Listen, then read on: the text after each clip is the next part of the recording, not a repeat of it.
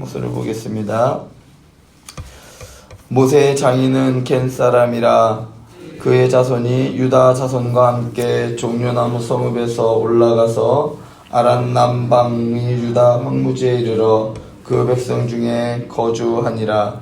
유다가 그의 형제 시므온과 함께 가서 스밧에 거주하는 가나안 족속을 쳐서 그곳을 진멸하였으므로 그 성읍의 이름을 호르마라 하니라. 유다가 또 가사 및 그 지역과 아스굴론 및 그 지역과 그 에스굴론 및 그 지역을 점령하였고, 여호와께서 유다와 함께 계셨으므로 그가 산지 주민을 쫓아내었으나 골짜기 주민들은 철병거가 있으므로 그들을 쫓아내지 못하였으며, 그들이 모세가 명령한 대로 헤브론을 갈렙에게 주었더니 그가 거기서 아낙의 세 아들을 쫓아내었고, 베냐민 자손은 예루살렘에 거주하는 여부스 족속을 쫓아내지 못하였으므로 여부스 족속이 베냐민 자손과 함께 오늘까지 예루살렘에 거주하니라. 아멘. 오늘 읽은 사사기 1장, 사사기의 서두에 보면 각 지파들이 어떻게 가나안 땅을 정복해 갔는가, 그거에 대해서 하나하나 서술해 가고 있습니다. 그 중에서도 유다의 정복 이야기를 계속해서 살펴보고 있는데요. 오늘도 마찬가지로 유다 지파의 정복 전쟁을 살펴보려고 합니다. 그러나 한 가지 유의해서 살펴보아야 할 것은 이 이야기들의 진행 순서가 시간적으로 배열되어 있지 않다는 것입니다. 시간적으로 배열되어 있는 것이 아니라 사건 중심으로 배열되어 있습니다. 무슨 말씀이냐면, 이야기들이 뒤죽박죽 시간의 배열이 상관없이 배열되어 있는 것처럼 보이지만, 사사기 저자의 분명한 의도에 의해 사건의 순서를 임의대로 배열하였습니다. 이러한 점을 유념해서 읽으면 사사기를 이해하는 데 도움이 될 것입니다. 오늘 본문 말씀은 이전에 살펴본 말씀들보다 먼저 있었던 일입니다. 여호수아가 여리고성을 점령하고 난 이후에 유다의 이야기, 그 이야기가 바로 오늘 진행되고 있습니다. 계속해서 사사기 기자는 이야기의 전체 전개를 하나님의 말씀에 순종하여 하나님과 함께 했을 때의 전쟁과, 그리고 그렇지 않고 자기의 이익들을 쫓았을 때의 결과에 대해서 계속해서 말해주고 있습니다. 오늘 말씀도 이와 같은 구조를 가지고 있습니다. 오늘 본문은 16에서 17절의 첫 번째 이야기와 18에서 21절의 두 번째 이야기로 구성되어 있습니다. 첫 번째 이야기는 여호수아가 여리고성을 점령할 당시 이스라엘의, 그 중에서도 유다 지파의 한 무리가 들어오게 되는데, 그 무리는 모세의 장인인 이드로가 속한 겐족이었습니다. 그들이 여리고를 점령할 때 혁혁한 공을 세웁니다. 여리고성은 오늘 말씀에 나오는 종려나무 성읍이라고도 불리기도 했습니다. 여리고성이 가나안 땅에서 가장 관문이었고 컸고 강했던 성이었습니다. 여리고성 전투에서 공을 세운 겐족은 유다 지파에 정착하게 됩니다. 유다 지파는 시므온 지파와 함께 가서 스밧에 거주하는 가나안 족속을 쳐서 이길 때까지만 해도 하나님의 말씀에 순종하였습니다. 그러니까 여호수아가 살아생전에는 유다 지파는 상당히 하나님의 말씀에 순종을 했고 많은 전쟁에서 혁혁한 공을 세웠습니다. 하나님의 말씀대로 이들은 가나안 족속과의 전쟁에 승리하여 그들을 진멸하였습니다. 그리고 그곳 이름을 호르마라 하였습니다. 호르마라는 이름의 뜻은 진멸하다라는, 또는 파괴하다, 학살하다라는 뜻도 있지만 그것을 봉헌하다라는 뜻도 있습니다. 그러니까 전장을 해서 그것을 진멸하여 하나님께 봉헌하여 올려드렸다라는 것입니다. 유다 지파는 자신들의 전쟁이 누굴 위한 전쟁인지 알고 있었습니다. 적어도 그들이 여리고성을 함락시키고 그 다음 전투까지 그들은 자신에게 내려진 하나님의 명령에 순종하였습니다. 그래야 자신들의 그 승리를 하나님께 온전히 봉헌하여 올려드릴 수 있었습니다. 여호수아와 함께 하신 하나님은 사사시대에 벌인 유다의 전쟁에서도 함께 하셨습니다. 그 결과 그들은 여호수아 시대에 너무나도 강력해서 점령하지 못했던 그러한 지역인 블레셋 지역을 점령하게 되었습니다. 하나님께서 함께 하시는 전쟁은 이미 결과가 나온 전쟁입니다. 하나님께서 함께 하심으로 라고 나오면 반드시 그 뒤에는 그래서 이겼다라는 내용이에요. 공식처럼 되어져 있습니다. 수많은 전쟁들을 통해서 우리들은 그것을 보아왔습니다. 마찬가지로 이스라엘 백성들도 하나님이 함께 해주시겠다라는 그 말씀, 그 언약 밑에서는 어떠한 전쟁도 그들은 이겨내었습니다. 그런데 예외가 등장하기 시작합니다. 하나님께서 함께 하신다고 약속해 주셨지만 전쟁을 포기하는 경우가 생기게 되었습니다.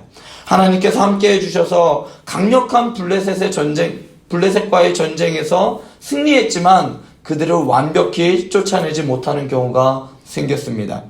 즉 진멸하지 못하였다라는 것입니다. 하나님의 말씀은 진멸하는 것이 하나님의 명령이었지만 그들은 하지 못했습니다. 그 이유를 성경은 무엇이라 하냐면 그들에게 철병거가 있으므로라고 그 이유를 들었습니다. 철병거가 있기 때문에 쫓아내지 못한 경우는 바로 지금 오늘 사사기에서의 일이 처음 나오는 일이 아닙니다. 이미 여호수아서 17장 16절에 보면 요셉의 자손이 이르되 그 산지는 우리에게 넉넉하지도 못하고 골짜기 땅에 거주하는 모든 가나안 족속에는 벳산과 그 마을에 거주하는 자이든지 이스라엘 골짜기에 거주하는 자이든지 다 철병거가 있나이다. 여기서 말하는 요셉 자손은 에브라임 지파를 이야기합니다. 그들에게는 자신들이 개척해야 할 지역에 철병거를 가진 족속이 있기 때문에 여호수아에게 투덜댑니다. 그러자 여호수아가 이 에브라임 지파에게 이렇게 이야기합니다. 가나안 족속이 비록 철병거를 가졌다고 할지라도 강할지라도 내가 능히 그를 쫓아내리라 라고 말하면서 그들에게 격려를 합니다. 즉 이 말씀이 이렇습니다. 믿음이 있으면 그깟 철병거 문제없다. 이런 말입니다. 또한 하나님은 여호수아 13장 6절에서 분명하게 가나안의 남은 땅을 분배할 때 이렇게 이야기합니다. 내가 그들을 이스라엘 자손 앞에서 쫓아내리니라고 분명한 언약의 말씀을 해주십니다. 그러므로 유다 지파가 철병거를 가진 골짜기 지역을 점령하지 못하는 것은 무기 때문도 아니고 그들에게 철병거가 없어서도 아닙니다. 그들의 믿음이 나약해졌기 때문입니다. 그들은 철병거라는 강력한 무기를 보는 순간 지금까지 함께 해주셨던 그 하나님을 잃어버렸어요. 철병거 앞에서 눈에 보이는 그 철병거 앞에서 그들은 두려움에 떨고 싸움조차 멈추었고 두려워했습니다. 그 결과 하나님께서 주시겠다고 약속하신 젖과 꿀이 흐르는 그 가나안 땅을 완벽하게 점령하는 그 기회를 잃어버리고 맙니다. 유다 지파가 철병거를 핑계로 가나안 족속들을 완전히 쫓아내지 않은 것과 대조적으로 바로 그 다음에 나오는 말씀은 유다 지파 중에서도 갈렙이 하나님의 약속의 말씀을 믿음으로 아낙 자손의 지경을 달라고 하면서 그들을 물리치고 헤브론을 취했던 이야기가 10절부터 다시 나오고 있습니다. 이 이야기는 이미 앞절에서 말했던 그 갈렙의 이야기가 다시 등장하고 있습니다. 눈에 보이는 철병거가 두려워 싸우기를 멈춘 그러한 유다 지파의 행동과 믿음으로 아낙 자손, 가장 강력했던 아낙 자손과의 싸움을 이기고 그 지경을 점령하였던 갈렙의 이야기가, 갈렙의 믿음이, 둘의 믿음이 대조가 되고 있습니다. 이 두 개의 이야기를 들어서 앞으로 전개될 사사기에 이 시대를 어떻게 뚫고 나갈 수 있는가에 대해서 사사기 기자는 보여주고 있습니다. 어둠과도 같은 이 사사기의 시대를 뚫고 지나갈 수 있는 것은 단지 하나밖에 없음을 이야기해주고 있습니다. 갈렙과 같이 하나님의 말씀을 붙들고 그 언약의 말씀을 따라가는 것이 바로 어둠과 같은 사사의 시대를 뚫고 가는 방법이었습니다. 하나님께서 어떻게 가나안 땅을 유업으로 주시는지 인간의 방법이 아니라 하나님의 방법으로 취하게 해주시는 것을 그들은 확인하고 보았음에도 불구하고 이스라엘은 시간이 지남에 따라 믿음에 금이 가기 시작했고 하나님을 찾는 이도 하나님의 이름을 부르짖는 이도 사라져버린 그러한 암흑의 시대로 접어들게 되었습니다. 그런데 오늘 말씀에서 더 비참한 이야기가 그 다음에 나옵니다. 베냐민 지파에 대한 이야기인데요. 베냐민 지파에도 예루살렘을 점령하기 위해 싸우지만 유다 지파와 마찬가지로 예루살렘을 점령한 여부스족을 쫓아내지 못합니다. 철병거로 인해 골짜기 지역의 가나안 족속들을 쫓아내지 못했던 유다 지파보다 한술 더 뜨는 이야기가 나오는데 바로 베냐민 지파는 여부스 족속과 함께 예루살렘에 거주하게 되었습니다. 여러분들 이 상황이 이상하지 않습니까?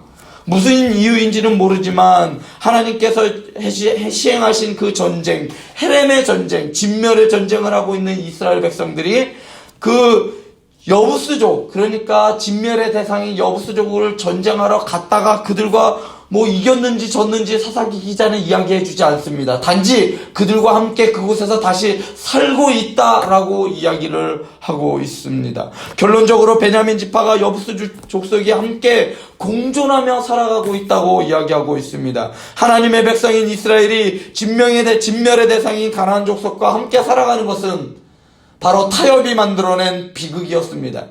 왜 이들이 진멸시키는 것을 거부하고 공존의 길을 선택했는지 차차 살펴보게 될 것입니다. 오늘 본문은 왜 이스라엘이 가나안 땅을 완벽하게 점령하지 못했는지 그 이유를 명확하게 보여주고 있습니다.